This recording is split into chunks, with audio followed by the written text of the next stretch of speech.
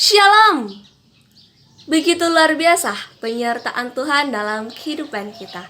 Karena Tuhan masih mengizinkan kita ada sampai saat ini dalam kegiatan Student Bible Meeting yang ke-25. Walaupun keadaan kita saat ini sangat jauh berbeda dari biasanya.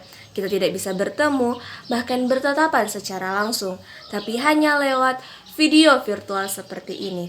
Tapi saya yakin itu semua tidak mengurangi semangat dan sukacita kita dalam bersekutu bersama.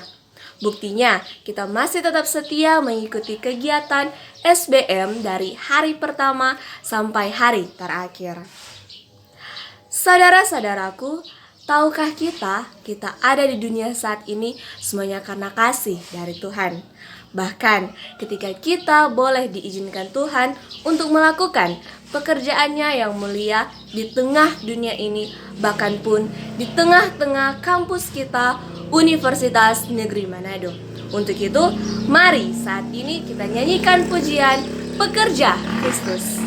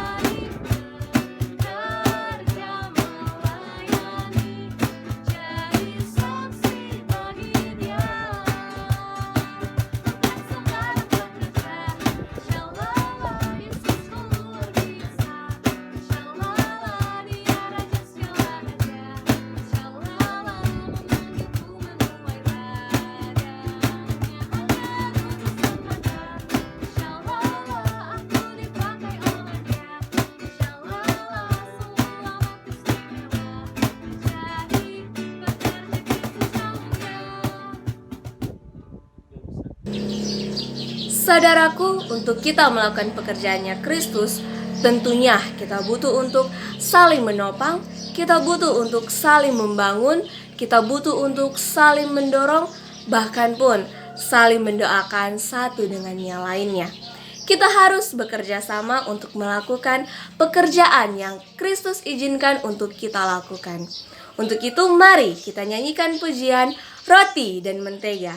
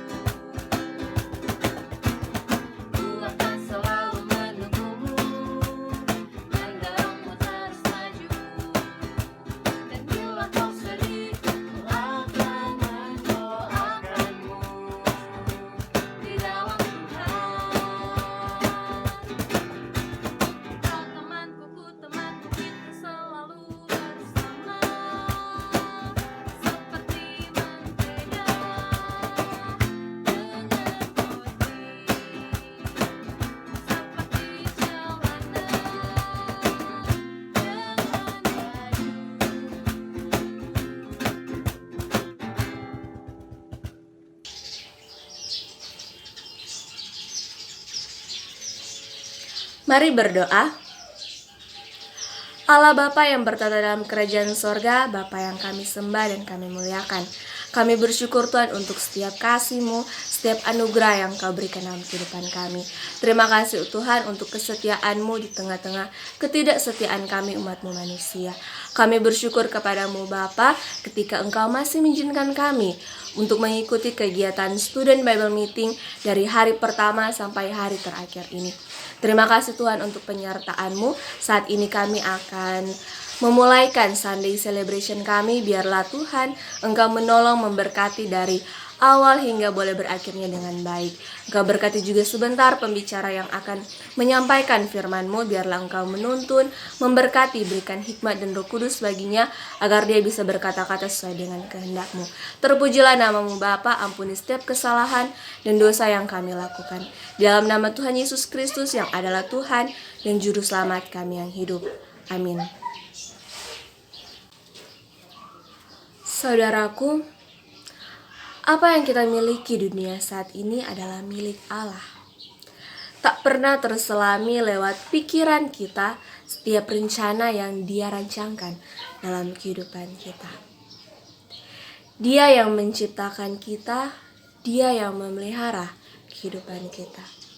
Untuk itu mari saat ini dalam sikap berdoa, kita beri hati kita beri jiwa kita untuk menyembah Dia.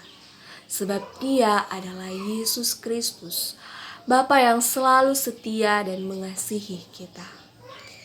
Mari kita menyembah Tuhan Allah kita. Kita nyanyikan lagu Lord, I Give You My Heart.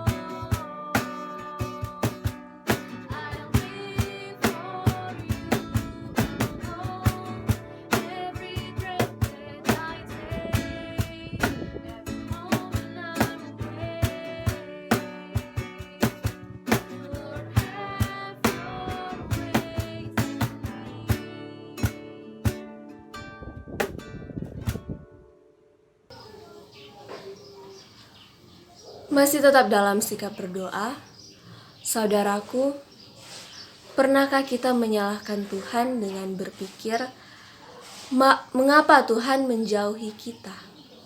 Mengapa Tuhan meninggalkan kita?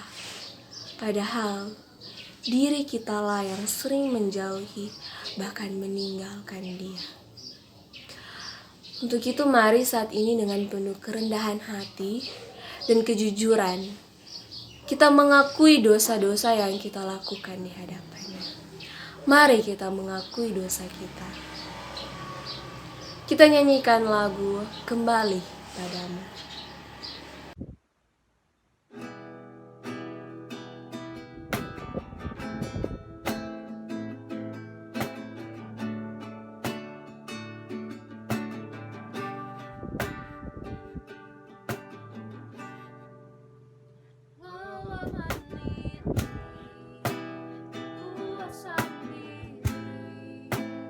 Tiada terasa, ku telah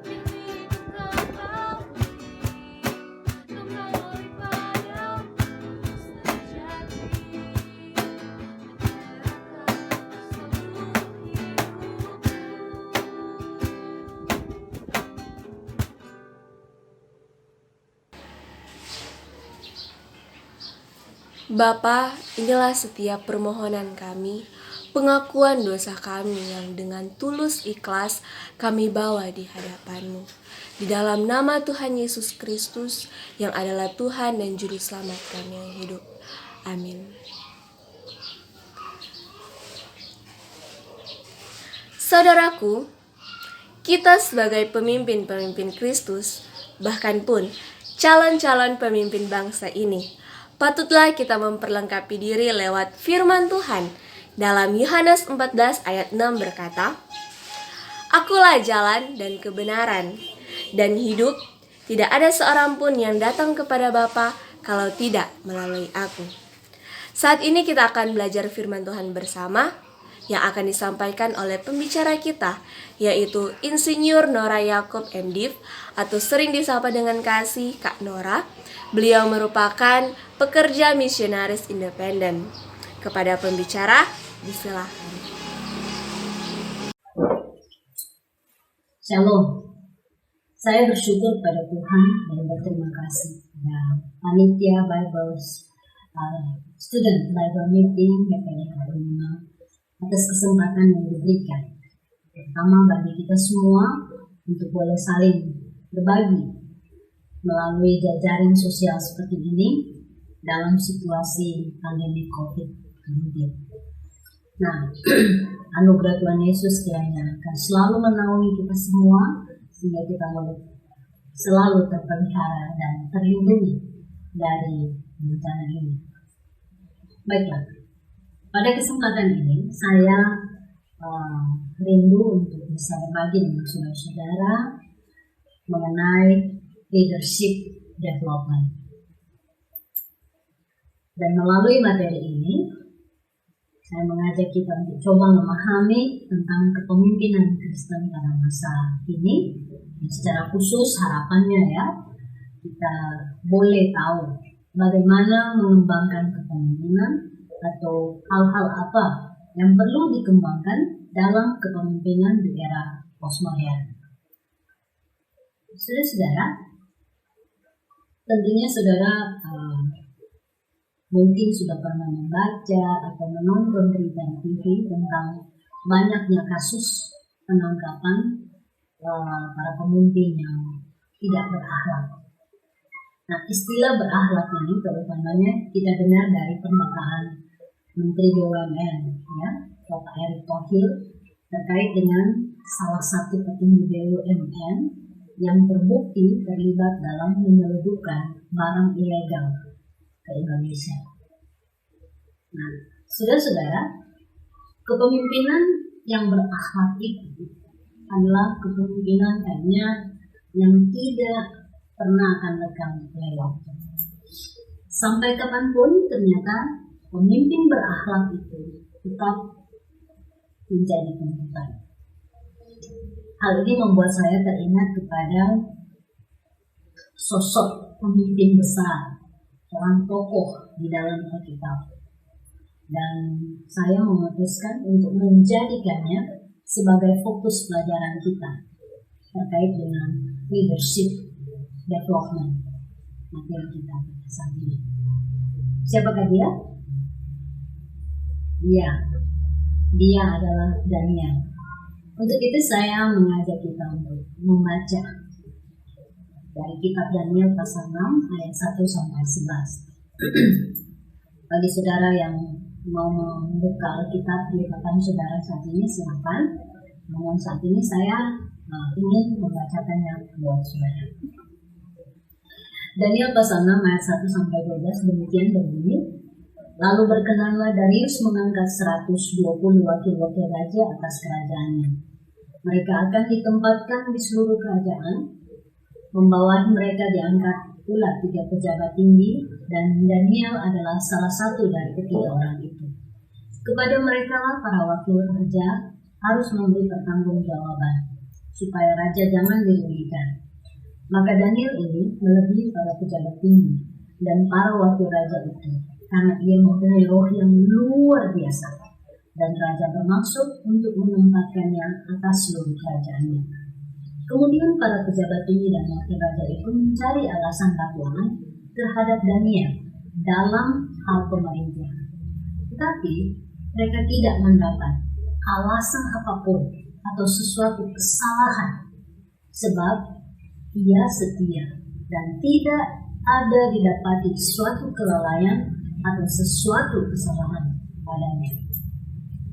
Maka berkatalah orang-orang itu, kita tidak akan mendapat suatu alasan dakwaan terhadap Daniel ini, kecuali dalam hal ibadahnya kepada Allahnya. Kemudian bergegas-gegaslah para pejabat tinggi dan wakil raja itu menghadap raja serta berkata kepadanya, "Ya Raja Darius, kekalah hidup Tuhan.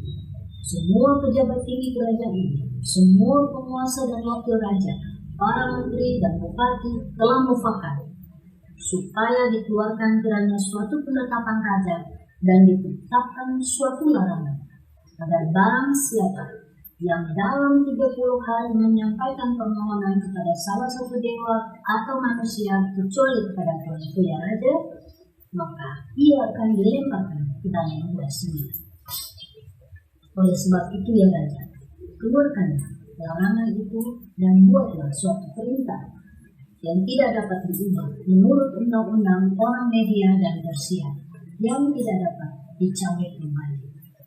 Sebab itu Raja Darius membuat surat perintah dengan larangan itu. Begitu didengar Daniel bahwa surat perintah itu telah dibuat, pergilah dia ke rumahnya, dan dalam kamar atasnya ada tingkat-tingkat yang terbuka ke arah Yerusalem. 3 kali sehari dia berlutut, berdoa, serta memuji Allahnya, seperti yang biasa dilakukannya.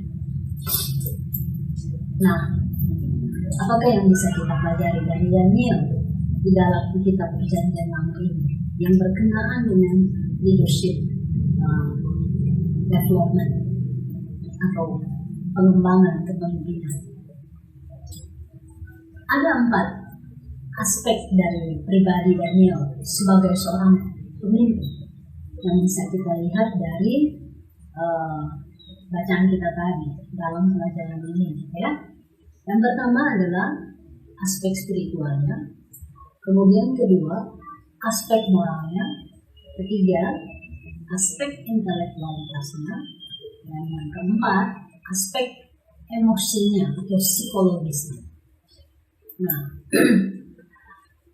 mari kita mulai dari aspek yang pertama, yaitu aspek spiritual.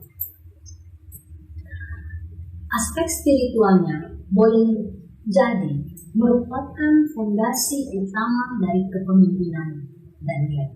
Ya. Artinya, aspek spiritual Daniel ini yang mempengaruhi ketiga aspek dari kepemimpinan Daniel. Mari kita lihat bagaimana aspek spiritual ini berkembang di dalam diri Daniel sehingga mempengaruhi kehidupannya dan secara khusus kepemimpinannya. Nah, saudara-saudara, tentunya kita semua masih ingat bagaimana Daniel, ya, seperti yang tercatat di dalam kitab Daniel pasal 1 ayat 8 tentang keberaniannya Daniel dan teman-temannya yang menentang ketetapan Raja Nebukadnezar yang berkenaan dengan soal makanan dan minuman raja, dan mereka berani menentang itu hanya karena itu tidak sesuai dengan prinsip hidup mereka. Nah, dari mana Daniel mendapatkan pemahaman tersebut dan menjadikannya seperti bukan seperti, tapi sebagai prinsip hidup yang dia pertahankan secara hidup? Dari mana? Nah, saudara-saudara, dalam kitab Torah kita membaca bahwa umat Israel atau orang Ibrani itu diperintahkan untuk mengajarkan Taurat Tuhan itu kepada anak-anak mereka, keturunan mereka. Nah, ini yang kita kenal dengan tradisi lisan. Jadi Taurat Tuhan di kalangan orang Ibrani itu diajarkan secara lisan, seperti bercerita, ya, oleh orang tua mereka kepada anak-anak. Nah, kita tahu bersama bahwa Daniel dan kawan-kawannya juga itu turunan raja. Dan biasanya ada juga guru-guru Torah ya, yang mengajar anak-anak. Nah, sebagai anak bangsawan ya, atau turunan raja, pastilah Daniel dan kawan-kawannya ini juga mungkin berguru kepada seorang nabi. Nah, dari sini kita melihat, kita bisa membayangkan Daniel yang sejak kecilnya sudah mendapatkan pengajaran tentang Taurat Tuhan dan yang pastinya sangat tekun dipelajari sedemikian rupa sehingga akhirnya membentuk kepribadiannya menjadi seorang umat Allah, umat Tuhan yang dibentuk. Nah, kita melihat aspek spiritual Daniel inilah yang terus berkembang sampai masa tuanya.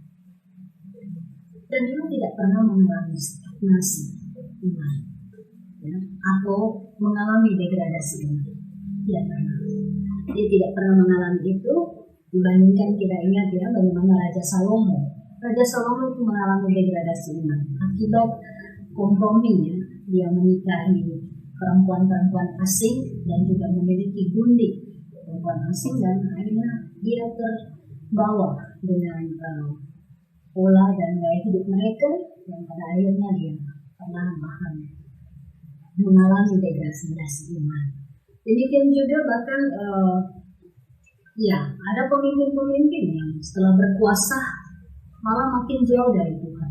Dan yang lebih mengenaskan adalah mereka merasa mereka sama seperti Tuhan. Ada itu ironis ya. Namun Daniel tidak seperti itu. Dia bertumbuh terus. Dia tidak pernah mengalami stagnasi atau degradasi iman.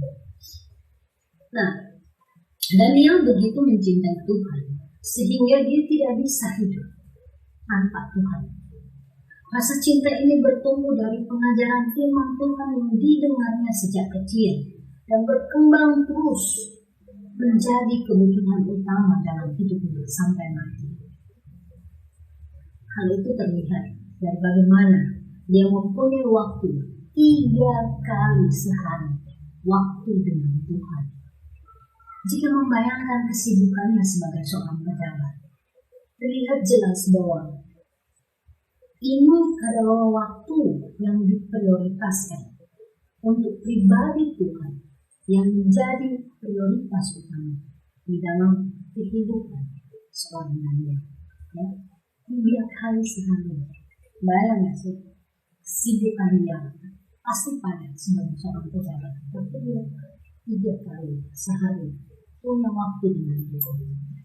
Nah, sesibuk apapun Daniel dengan pekerjaannya, Tuhan tetap yang pertama dan yang terutama di dalam hidupnya.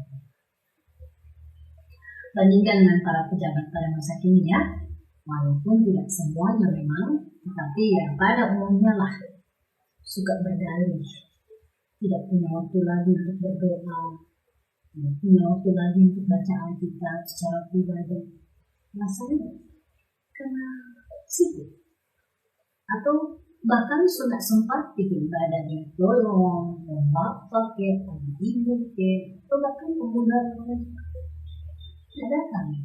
Kalaupun datang misalnya coba perhatikan, datang di gereja pasti terlambat. Kalaupun setelah sampai di gereja juga konsentrasi tidak fokus di ibadah, dengan firman Tuhan, di berdoa. Kenapa? Karena kita sana memang karena undangan, pentabisan gereja, pembintikan dan lain-lain. Seperti itu. Nah saudara, jangan pernah meremehkan saat teduh, seperti yang diajarkan oleh kakak-kakak. Ada beda, pemimpin kelompok kecil. Juga, jangan pernah menganggap sepele kebiasaan membaca Alkitab secara rutin setiap hari. Satu hari saja. Ya. Demikian juga dengan doa pribadi atau berdoa secara pribadi setiap hari. Bukan yang sama dengan orang lain atau ibadah pemuda remaja atau ibadah PMK, bukan. Doa sendiri, doa pribadi. Nah, mengapa semua ini penting? Karena saudara, kebiasaan-kebiasaan kecil seperti ini, ketika itu dilakukan secara konsisten, lama-kelamaan akan menjadi gaya hidup. Dan gaya hidup ini akan membentuk kepribadian kita menjadi semakin serupa dengan Kristus. Perilaku atau kebiasaan hidup bergaul dengan Tuhan. Yang inilah, bergaul dengan Tuhan inilah yang membentuk pribadi yang berakhlak. Dan kita tahu bersama, pada masa kini atau di era postmodern, figur pemimpin berakhlak inilah yang menjadi dambaan masyarakat. Figur pemimpin berakhlak ini adalah pemimpin yang mencintai Tuhan dan mencintai sesama. Atau biasa disebut pemimpin yang takut akan Tuhan. Artinya seorang pemimpin yang benar-benar menghormati Tuhan, menghargai Tuhan, mengandalkan Tuhan, dan tentunya mentaati kehendak Tuhan dalam kepemimpinannya di dalam seluruh hidupnya. Nah, demikian aspek moral spiritualitasnya. Dan selanjutnya, mari kita melihat aspek moral dari Daniel. Saudara, Daniel ini adalah seorang pemimpin di kerajaan Media Persia. Ya, sebagaimana bacaan kita tadi. Ini kerajaan bangsa asing, negara lain. Nah, Daniel ini seorang great man. He is a great man. Dia orang besar, seorang yang begitu dihormati, seorang yang begitu dihargai, seorang yang begitu dicintai. Bukan karena hanya jabatannya, bukan hanya karena kedudukannya, melainkan karena kepribadiannya. Daniel adalah Perdana Menteri dari kerajaan Media Persia untuk kerajaan taklukan mereka yang lain, yaitu apa? Kerajaan Babel. Dengan tugas dia harus mengawal perbendaharaan dan keamanan negara. Daniel terpilih, ya. Mengapa bisa dia jadi Perdana Menteri? Daniel terpilih sebab dia memiliki kualifikasi kepemimpinan yang melebihi para pejabat tinggi lainnya. Ingat saudara, Raja Darius yang baru ini, Raja Darius ini dia baru saja menggantikan Raja Nebukadnezar sebagai penguasa baru di kerajaan Babel. Ya, kerajaan Babel ini taklukannya. Dan tentunya ketika dia menjadi raja baru, dia baru mulai mengenal siapa-siapa DPR, anak buah, siapa-siapa yang berada di jajaran kekuasaannya atau pemerintahannya.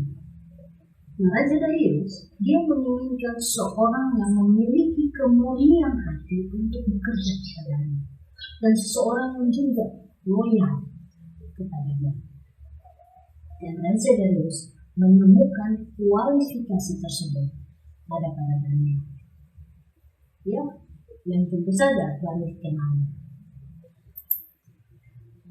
Saudara, roh yang luar biasa di dalam diri Daniel inilah yang merupakan kunci keberhasilan Daniel dalam hal moralitas sebagai seorang pemimpin. Dia setia, dia adil, dia peduli dengan setiap tugas yang diembannya. Makanya dikatakannya tidak diperlukannya kelalaian, tidak temukan kesalahan apapun untuk bisa menjatuhkannya. Dia tidak pernah benar, Daniel tidak pernah benar, atau melakukan hal-hal konyol lainnya. Moralitas Daniel seperti ini bertumbuh dan berkembang dari spiritualitasnya.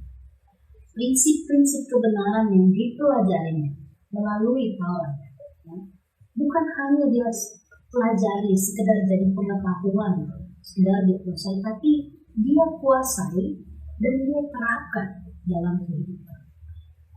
Jadi terlihat di sini bahwa kehidupan Daniel itu terintegrasi. Tidak ada yang namanya sama dengan orang bilang hari Minggu suci, terus hari-hari yang lain ruci, curang. Ya. Dan tidak ada seperti itu. Daniel setiap hari itu sama, semuanya kudus, semuanya suci. Tidak ada satu detik pun yang ruci atau curang. Ini terintegrasi.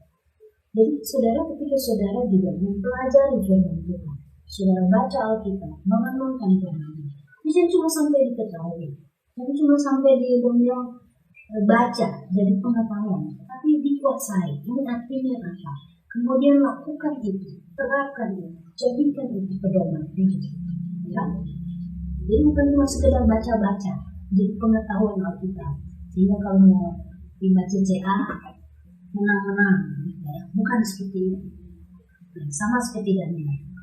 Aurat yang dia pelajari, dikuasainya, dan itu diterapkan dalam kehidupan sehingga betul-betul menjadi cara Tuhan untuk membantu dia. Firman Tuhan yang kita baca, kita renungkan dalam saat teduh dalam PA seharusnya itu menjadi kuasa Tuhan yang membentuk kepribadian kita menjadi sama seperti Kristus, ya, makin serupa dengan Kristus.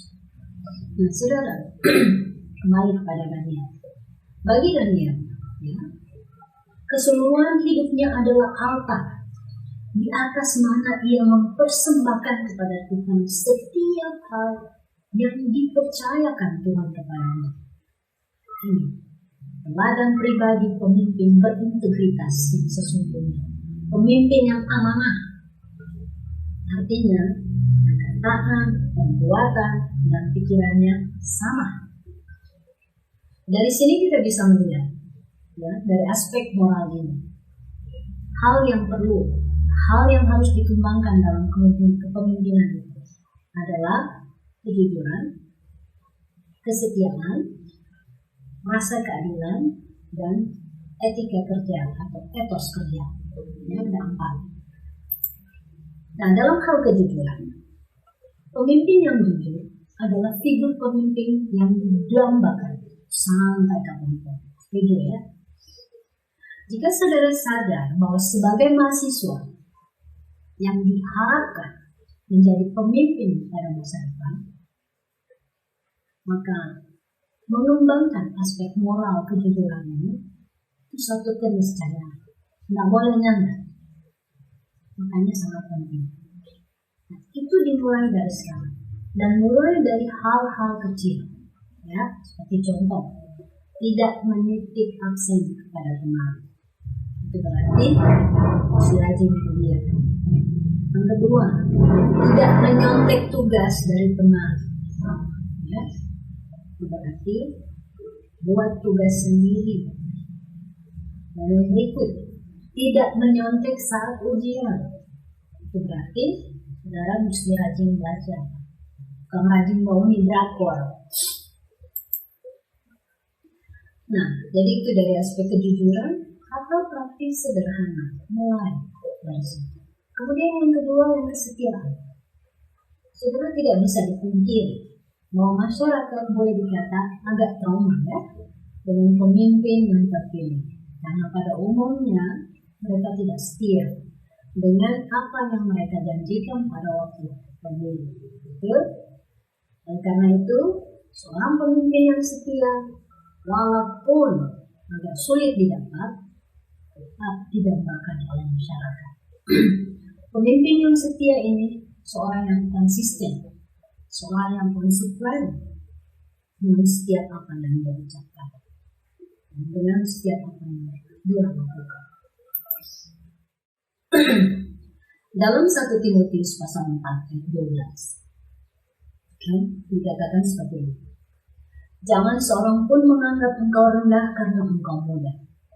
Jadilah teladan bagi orang-orang percaya dalam perkataanmu, dalam tingkah lakumu, dalam kasihmu, dalam kesetiaanmu, dan dalam kesucianmu. Ajaran firman Tuhan ini menyatakan bahwa berlaku setia itu bukan nanti su dewasa, bukan nanti su tua, tetapi dimulai sejak masih muda. Ya. Seorang yang setia itu tidak berjiwa penipu, tidak manipulatif, artinya tidak bersifat memanfaatkan orang lain, tidak bersifat mencari kesempatan dalam kesempitan atau berlaku licik, ya, tidak seperti itu. Nah, saudara, jadi di sini kita lihat belajarlah untuk selalu tulus dan sepenuh hati dalam melakukan apa saja.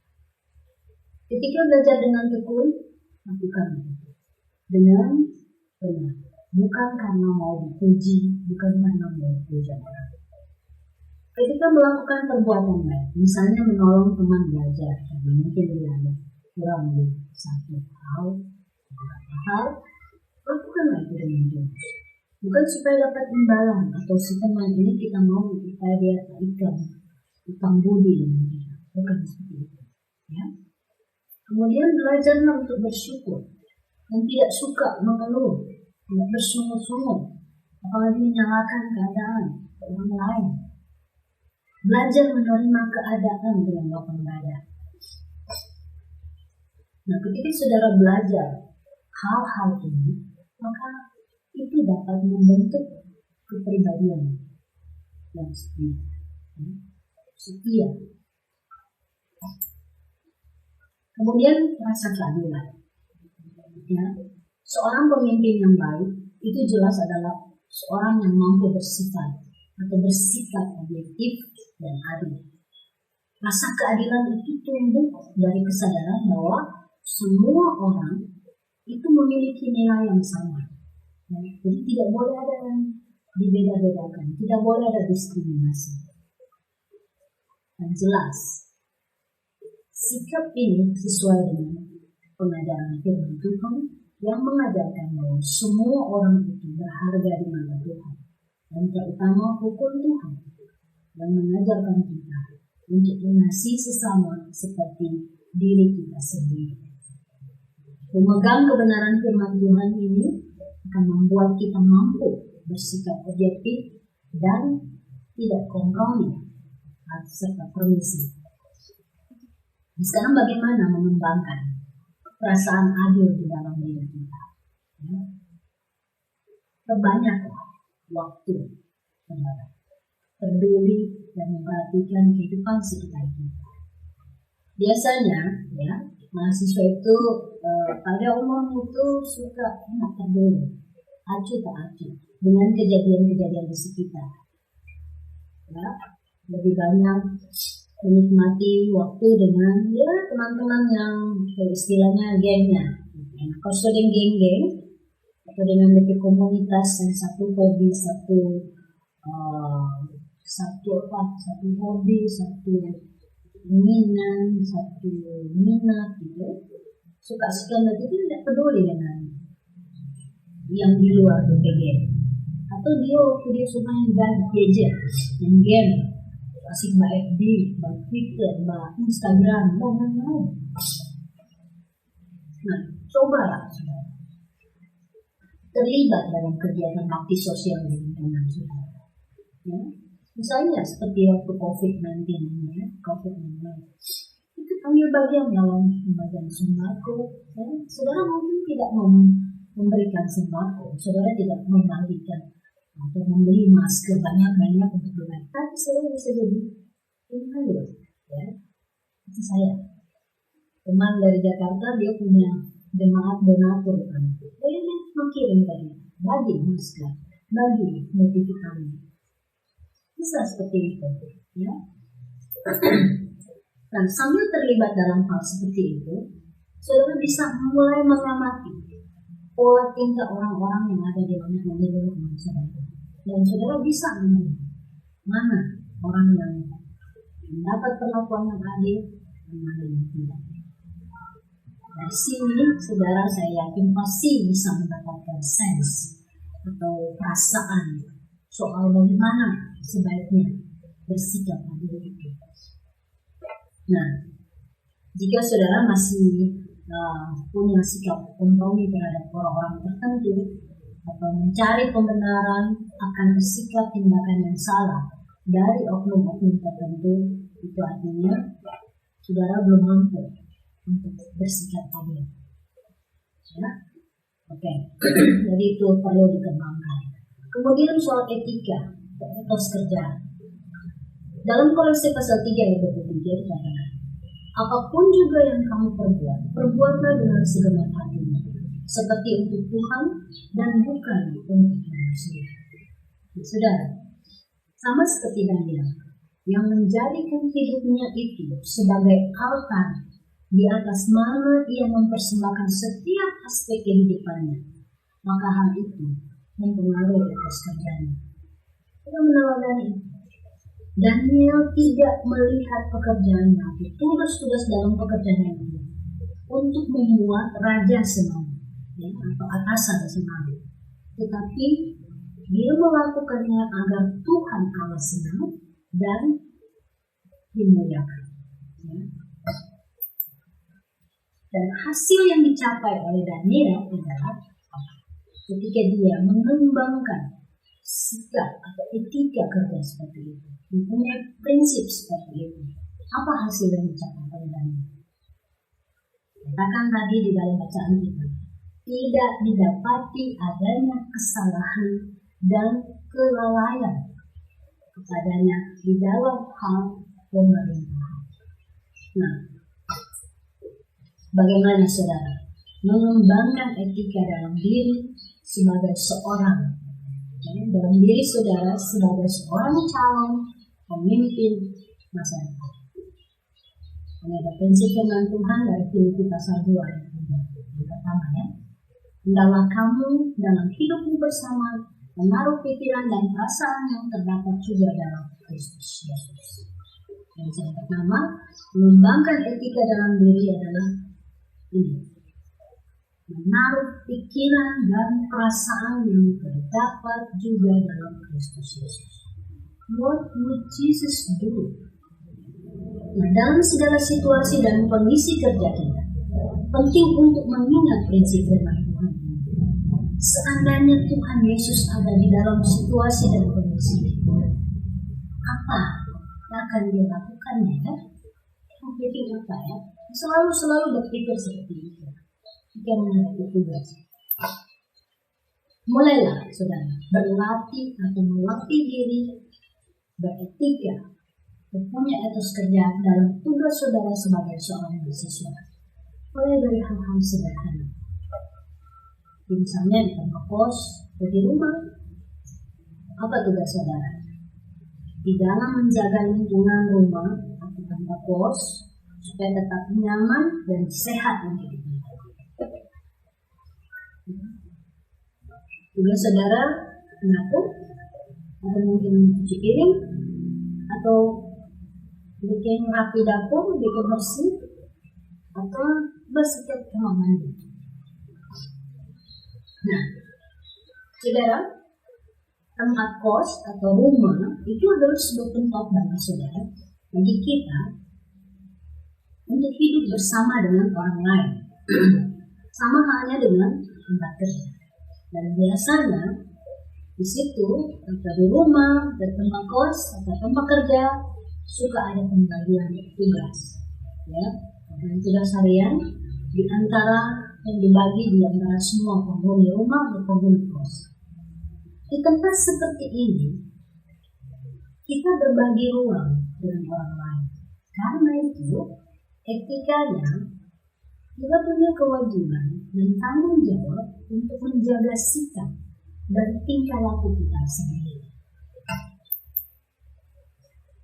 Nah, bagaimana prinsip firman Tuhan di Kolose pasal 3 ayat 23 dan Filipi pasal 2 ayat 5 ini bisa berlaku di tempat kos atau di rumah? Ya, ketika kita melakukan kewajiban, tugas kita, misalnya jadwal membersihkan kamar mandi, kita melakukan itu dengan pikiran utamanya adalah bahwa kita melakukan itu untuk menyenangkan Tuhan dan bukan untuk menyenangkan tempat kos atau menyenangkan mama atau orang rumah, janganlah menjadi mahasiswa yang hanya memikirkan diri sendiri, ya, atau egois. Apalagi jika saudara aktif dan rajin sekali dalam pelayanan mahasiswa. Sebagai contoh, yang sampai di tempat kos pun malas, ya, piring, malas menyimpang, malas basuh sapu, cuma yang dalam kamar, kayak begitu kalau datang dari kampus langsung di dalam, langsung pasang laptop gitu ya, uni, main game, sampai harus makan, keluar pergi makan, setelah makan, tidak cuci piring, lepas begitu di dapur, masuk ulang di kamar, main game sampai malam, ulang keluar makan, ambil piring baru, lepas lagi dan seterusnya. Please jangan seperti itu. Kalau saudara sadar saudara menjadi pemimpin, perlu mengembangkan sikap etika kerja yang bagus sama seperti Daniel. Jangan menjadi egois, ya. Mulai dari hal-hal sederhana. Ambil bagian, ambil tugas, tanggung jawab. Kalau saudara makan, saudara cuci piring, ya. Saudara punya tanggung jawab di rumah, punya tanggung jawab untuk jaga kebersihan, jadi teladan, ya. Please, jangan malas. Karena itu begitu, akhirnya tidak ada kesaksian bagi orang lain. Nah, saudara, etos kerja ini atau etika ini dikembangkan mulai dari dalam lingkungan terdekat.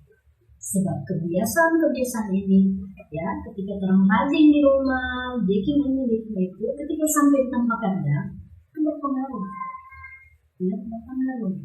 Kita nggak bisa ya tanpa berantakan atau apa gitu. Itu refleks ya. Kita melihat sesuatu yang harus kita lakukan, itu refleks mengerjakannya. Jadi nggak bermental kuli yang mereka istilah. Nanti bos bilang, ketik akan baru berketik. Kalau bosnya perintah, nggak bikin apa-apa. Nah, itu mental kuli. Kalau kita menjadi pemimpin, jangan jadi punya mental kuli. Nanti tunggu perintah. Tetapi sebaliknya kita punya inisiatif. Ya, saudara mengembangkan diri. Melihat di rumah itu piring kotor sebanyak, inisiatif melakukannya untuk menyenangkan Tuhan. Melihat halaman sepenuh rumput, cari beda, cari kacau. Gimana supaya di rumah gagal? Dan itu menjadi kesaksian. Orang-orang rumah pun rajin nih, nggak usah masalah, Tuhan. Gitu kira-kira ya. Nah, jadi itu. Kalau saudara malas di rumah, pasti saudara juga malas di tempat kerja. Karena itu saudara mulai rajin. Dan cuma rajin main game, dibawain rapor. Nah, berikutnya mari kita lihat aspek yang ketiga, yaitu aspek intelektual.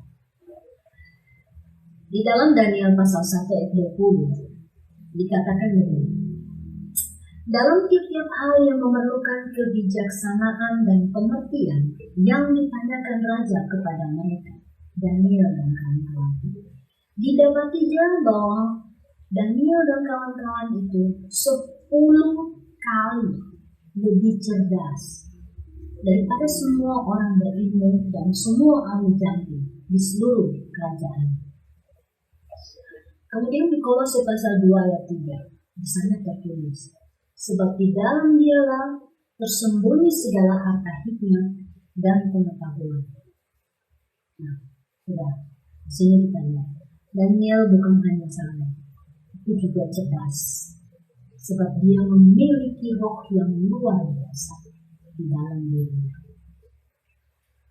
Kita percaya, saudara ya, kita harus percaya bahwa intelektualitas atau kecerdasan itu adalah karunia Tuhan. Sekali lagi, kecerdasan atau intelektualitas itu adalah karunia Tuhan. Artinya, Tuhan berkenan mempercayakan kepandaian, ya, kepandaian, kecerdasan itu untuk dipakai sesuai dengan maksud dan kehendaknya. Saya percaya, saudara, bahwa seseorang yang bergaul erat dengan Tuhan pasti akan dituntun dan dibimbing oleh Tuhan sendiri kepada semua hal, ya, semua pengetahuan. Mengapa? Karena coba kita renungkan, apapun yang kita pelajari, apapun yang pengetahuan yang kita teliti, selidiki dan seterusnya, itu semua ciptaan Tuhan. Tuhan yang ciptakan. Ya. Dan ketika seorang menemukan sesuatu, ya, oleh anugerah Tuhan, berkat karunia Tuhan, orang itu dibilang, wah, penemu yang luar biasa, yang cerdas, yang begini, yang begitu. Ya, saudara, Tuhanlah yang memberi seseorang itu inspirasi atau membukakan tentang sesuatu hal yang luar biasa, sehingga seseorang itu boleh menemukan, boleh melakukan sesuatu hal yang membuatnya dinilai atau dianggap oleh orang lain itu dia cerdas, dia pintar. Saya mengenal beberapa anak mahasiswa, ya, beberapa mahasiswa maksudnya anak Tuhan yang membuat penelitian skripsi yang luar biasa. Bahkan dosen-dosen mereka mengatakan bahwa yang mereka teliti itu bukan sesuatu yang untuk skripsi, tetapi sudah untuk tesis, yang untuk jenjang S2. Ada lagi mahasiswa yang dia bikin judul penelitian semua gitu, ya, penelitian itu ternyata belum ada dosen yang mampu bimbing, ya.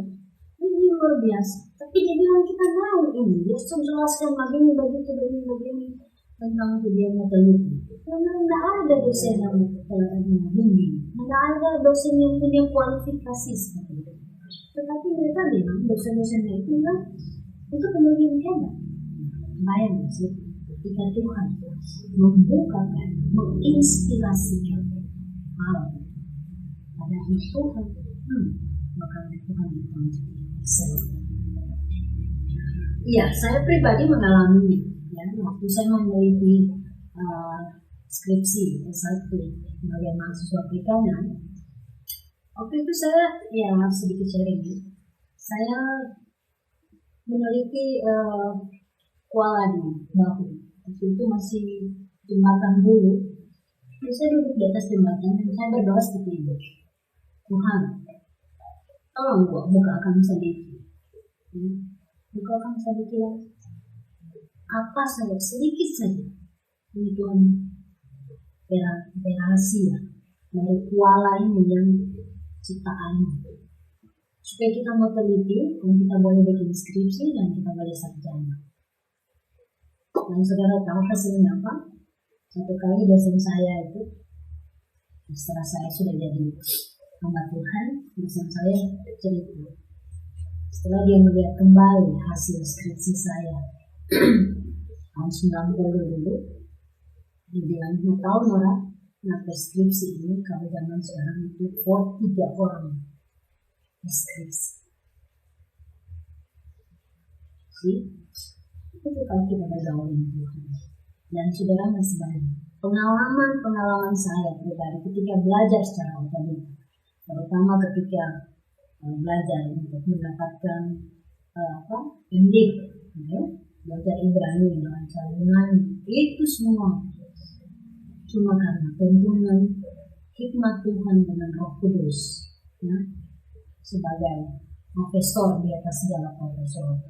Jadi waktu orang belajar 30% di kelas cuma diajarin begini itu Ibrani, tapi giliran bikin tugas di rumah 70% itu bergantung kepada Roh Kudus. Puji Tuhan, Roh Kudus membuktikan bahwa dia mampu menuntun dia. Saya mendapatkan nilai yang bagus tanpa maksud apa-apa, ya, tetapi ini bukti bahwa Roh Kudus bekerja ketika kita belajar sendiri, belajar mengandalkan Dia. Saya mendapatkan nilai A untuk bahasa Ibrani dan bahasa Yunani. Padahal mereka dua bahasa ini berada di dalam satu semester sama-sama kan. Sudah bisa bayangkan. 4 hari pertama saya belajar bahasa Ibrani. Sesudah bahasa Ibrani 4 hari kemudian berikut belajar bahasa Yunani. Tapi pertolongan Roh Kudus. Ketika kita mau belajar mengandalkan Dia, Roh Kudus dengan sukacita, dengan sepenuh hati mau menolong. Itu saudara, kalau belajar ya jangan mengandalkan diri sendiri. Ada Roh Kudus di dalam diri. Ada Roh Kudus di dalam diri. Andalkan. Ya. Jadi saudara, kita melihat bahwa kehidupan spiritual itu sangat mempengaruhi aspek spiritualitas, aspek intelektualitas. Kita tahu bersama bahwa seorang pemimpin itu harus dituntut ya untuk cerdas, pintar, capable. Aspek intelektual ini yang selalu ditamakan dalam jargon ya. Para kandidat di setiap kampanye pilkada atau pileg, cerdas, energi, peduli. Sudah saya tahu, cerdas, energi, peduli dan seterusnya. Ini jargonnya siapa? Pasti ada di PC, cerdas. Nah, dan pemimpin-pemimpin yang benar-benar cerdas itu, yang kita sering katakan pemimpin yang diberkati Tuhan. Ada yang pemimpin-pemimpin yang cuma kelihatan cerdas.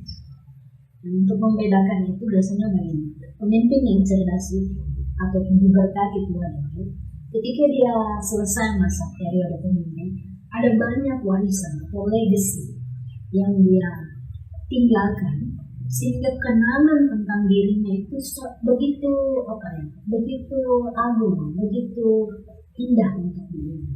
Sebaliknya, mereka yang hanya kelihatan cerdas, tidak ada.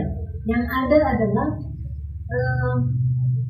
akhir kepemimpinan yang menyedihkan, kenangan buruk, ya, apakah dia berakhir di tersandung skandal korupsi, skandal ini, skandal itu, dan lain-lain. Itu yang kelihatan. Jika demikian, hal apa yang perlu dikembangkan dari kepemimpinan dalam aspek intelektual? Pasti saudara-saudara ini langsung jawab, belajar dengan sungguh-sungguh. Iya, artinya saudara, bukan hanya belajar sungguh-sungguh. Artinya, bukan hanya mengetahui apa yang diajarkan pada saat kuliah, tapi saudara menguasai apa yang dipelajari. Jika menguasai itu bukan sekedar berhafal supaya mendapat nilai A, bukan. Saudara tahu dan salah mengerti apa dan itu yang dikatakan menguasai. Dan jika saudara menguasai, berarti saudara sudah tahu dan mengerti mengapa, apa dan bagaimana hal itu. Ya, itu begitu Tuhan. Belajar dan menguasai. Nah, terkait dengan yang sudah disinggung dalam aspek moral, mengenai membuat tugas sendiri, bukan hanya menumbuhkan integritas, tapi juga menumbuhkan kemampuan intelektualitas. Nah, saudara-saudara lihat ini, tabak buku kait ya, terkait satu sama lain. Integritas, spiritual, integritas, intelektualitas. Nah, jadi saudara, tumbuhkanlah keinginan untuk belajar dan selalu belajar sehingga akhirnya menjadi pribadi pembelajar. Jiwa pembelajar ini akan berlangsung seumur hidup. Tidak akan pernah terjebak dalam sikap puas diri. Yang ya biasanya kalau sikap puas diri bisa berakhir pada stagnasi. Pembelajar itu terus growing, increasing, dan improving. Maksudnya apa? Pembelajar yang terus growing itu selalu akan melihat aspek apa lagi yang dia perlu belajar dan bertumbuh dari segi ya kepribadiannya, karakternya. Kemudian Pembelajar yang terus increasing itu selalu ingin menambah ilmu dan keterampilannya. Ya. Dia terus mengasah diri dengan apa saja yang diperlukan. Terus berpikir maju, apa lagi, apa lagi, ingin tahu, ya, mengembangkan diri. Kemudian pembelajar yang terus improve itu terus berupaya untuk meningkatkan kemampuan dirinya, kapasitasnya. Artinya, bagaimana ya, dia selalu berpikir, bagaimana lagi ya caranya supaya saya ini bisa lebih berkualitas, lebih handal, lebih ahli, lebih master, dan seterusnya. Jadi itu, saudara perlu mengembangkan itu, growing, increasing, improving. Selanjutnya mari kita melihat aspek yang keempat, aspek psikis atau emosional. Saudara, percaya diri tumbuh karena kenal Tuhan. Tentunya kita ingat, Daniel dan juga teman-teman jelas sangat pede, sangat percaya diri ketika orang menolak ketetapan raja soal makanan. Ya. Nah, selain percaya diri, Daniel ini selalu membayangkan pribadi yang tenang dan itu bawaan dari kesalehannya. Aspek psikis atau emosional ini, saudara, penting untuk diperhatikan dalam pengembangan kepemimpinan atau dalam leadership development. Sebab ini berkaitan dengan kepercayaan diri, penerimaan diri, penghargaan diri yang biasanya ya terkait dengan apa yang disebut dengan istilah aktualisasi diri atau keberadaan yang belum selesai dengan diri sendiri atau sudah selesai dengan diri sendiri. Nah, pemimpin yang sehat dalam aspek emosional biasanya tidak bisa diintimidasi oleh apapun dan oleh siapapun. Sikap dan tindakannya menghadapi segala sesuatu itu terkontrol, bijaksana, tenang, tidak terburu-buru, dan tidak blunder. Ya, tidak blunder. Sebaliknya, pemimpin yang kurang sehat secara emosional itu mudah sekali terintimidasi dengan apa saja atau oleh siapa saja. Kalau pakai istilah sekarang, ya, istilahnya orang-orang sekarang itu baperan, bawa perasaan, ya, dikritik, di apa, langsung klarifikasi, konferensi, pers, klarifikasi, ini klarifikasi. Kemudian orang yang seperti ini juga suka blunder. Nah, Allah mengajar hati. Kemudian cari perhatian, caper, reaktif, mungkin gak responsif. Ketika kritikan masuk, langsung reaktif. Udah begitu, udah begini, gitu. Tapi bukannya menerima itu dan kemudian direnungkan benarnya sih apa yang salah, dipikir dulu, baru mengeluarkan reaksi. Jadi responsif dulu, saya bersikap responsif. Dulu, kaji dulu, dan perlu ditanggapi atau tidak ditanggapi. Nah, seperti itu. Nah, apalagi pada zaman sekarang, saudara, ya, banyak sekali bertebaran hoax dan nyinyiran orang di medsos. Nyinyiran yang cenderung membunuh karakter orang, ya, seseorang dengan fitnah dan informasi yang dipolitisir atau dipelintir seenaknya. Nah, istilah ya, kalau saya baca ini digoreng-goreng gitu, isu ini apa, digoreng-goreng gitu kan. Nah, seorang pemimpin kalau tidak siap secara psikis, maka dia akan berakhir mengenaskan. Apalagi di zaman sekarang. Zaman sekarang sudah gitu. Apalagi ke depan, ya, tantangan makin kuat, lebih sadis pasti. Ya. Makanya kalau tidak siap secara psikis, tidak siap secara emosional, seorang pemimpin itu bisa berakhir mengenaskan. Bisa dia tinggal kenangan, goodbye, serangan jantung atau apa, ya, atau ya, seperti orang orang yang itu. Jadi klarifikasi ini, ngomong itu, yang akhirnya orang bilang odoso, gitu ya.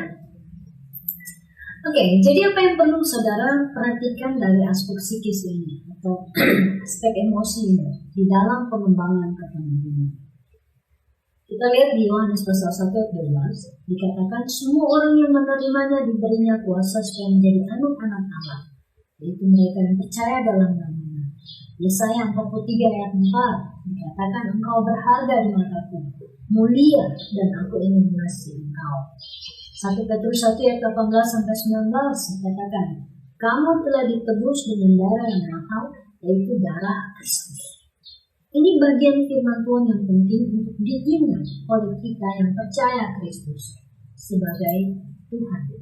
Coba perhatikan diri saudara. Apakah saudara masih kurang percaya diri saat berada atau berhadapan dengan orang-orang tertentu? Mungkin pada waktu berhadapan atau bertemu orang tertentu itu saudara merasa kurang cantik, kurang ganteng, atau empati kok kita bisa. Atau saudara bahkan merasa kami miskin, tapi penampilan cuma begini, model baju, sepatu, gitu, nggak branded, nggak bermerek. Terus ketika duduk belajar apa gitu, saudara melihat, wah, gitu laptop dong, harga 15 juta gitu ya. Sementara kartunya kesian, 2,5 juta second gitu. Nah, apakah saudara masih memikirkan seperti itu? Coba perhatikan, si ada nggak rasanya? Atau mungkin saudara suka bolak-balik muka cermin ya, sambil pegang hidung, pegang mata, gitu. Tapi alis kurang ini, kita ke ini kurang begitu. Nah, kalau begitu, saudara, itu tentunya saudara sedang bermasalah dengan penghargaan atau penerimaan diri sendiri. Ya. Saudara mesti sadari dulu kondisi ini, ya. Kalau masih ada seperti itu. Kemudian coba, saudara terkira, kata para ahli, orang minder atau kurang percaya diri itu biasanya punya dua kompensasi. Yang pertama, dia jadi murung, bawaannya putus asa, bobo-bobo, atau dia jadi angkuh sekali, batu, susah sekali saya masuk. Pada waktu saudara, ya kadang-kadang kita tuh suka dihakimi oleh diri sendiri, ya, pengajarnya, memang apa dosa, ini begitu. Nah, saudara, pada waktu kita merasakan diri kita ini kurang ajar, berdosa dan sebagainya, Tuhan Yesus telah mati dan bersatu untuk dosa saudara. Ya, penting sekali untuk ini. Kemudian pada waktu saudara merasa kurang percaya diri, ya, merasa kurang kaya lah, begitu. Ingatlah bahwa dalam Kristus orang ini adalah anak Allah,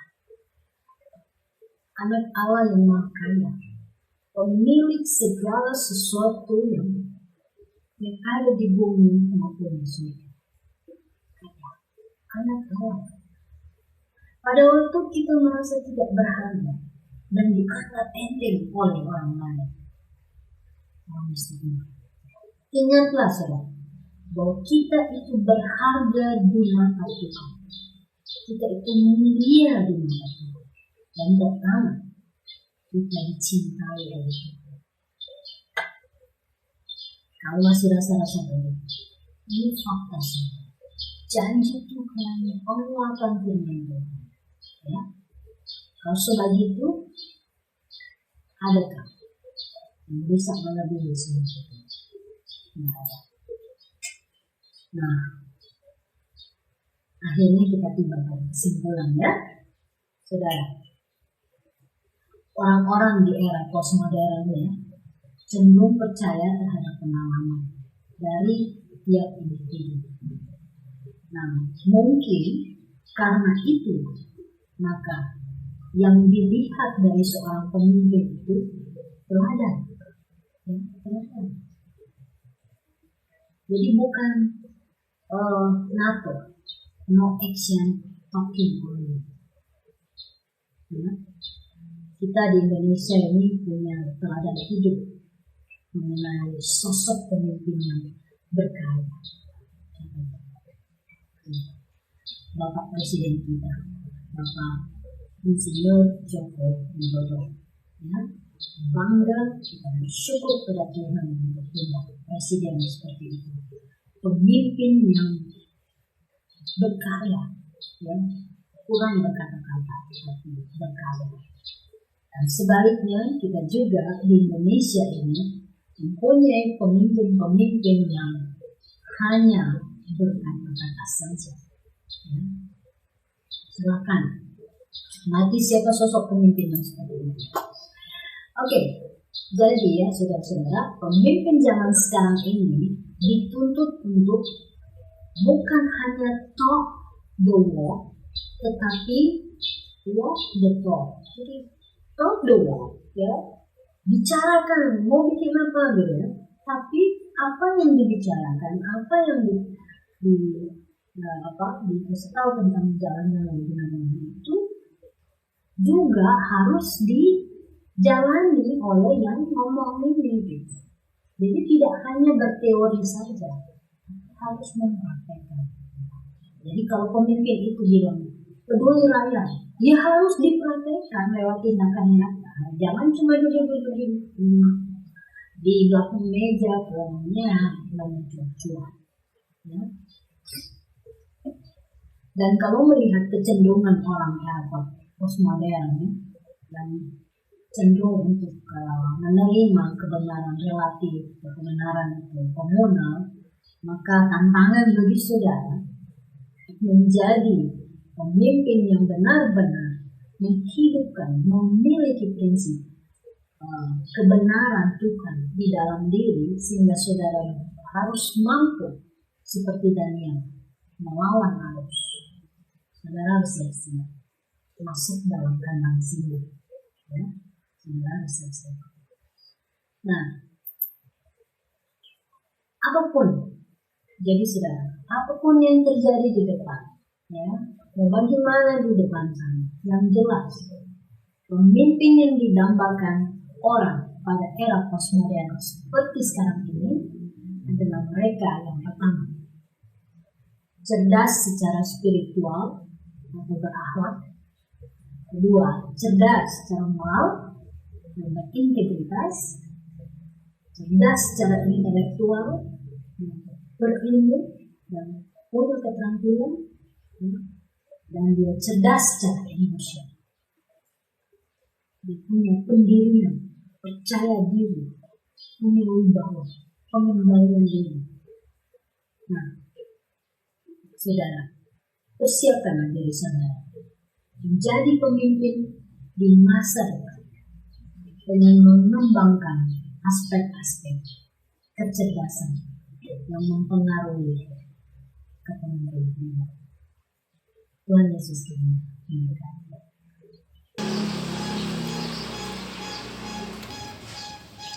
Demikianlah firman Tuhan yang telah kita pelajari bersama, dan kepada pembicara diucapkan terima kasih. Saat ini kita akan menutup Sunday Celebration dengan doa, dan mari kita berdoa. Allah Bapa yang bertata dalam kerajaan sorga, kembali lagi kami anak-anak-Mu datang ke hadirat-Mu yang kudus. Kami bersyukur Tuhan untuk penyertaan-Mu bagi kami ketika Sunday Celebration di hari ini boleh selesai dengan baik. Terima kasih Tuhan untuk firman-Mu yang telah kami pelajari bersama. Kiranya itu kami bisa praktekkan dalam kehidupan kami dan kami boleh bagikan kepada sesama kami di sekeliling kami. Terima kasih Tuhan Yesus Kristus, kami berdoa untuk pembicara kami yang saat ini telah membagikan firman-Mu. Kiranya Engkau memberkati dia dalam kehidupannya, dalam kesehariannya, pekerjaan, tanggung jawab dan pelayanannya bagi Engkau. Terima kasih Tuhan Yesus, kiranya Engkau turut campur tangan dalam setiap apa yang menjadi harapan dan cita-cita dari Kak Nora. Terima kasih Bapak. Kegiatan kami di hari ini, SBM di hari terakhir ini kami mau taruh ke dalam tangan-Mu yang penuh kasih. Dalam nama Tuhan Yesus Kristus yang adalah Tuhan dan Juru Selamat kami yang hidup. Amin.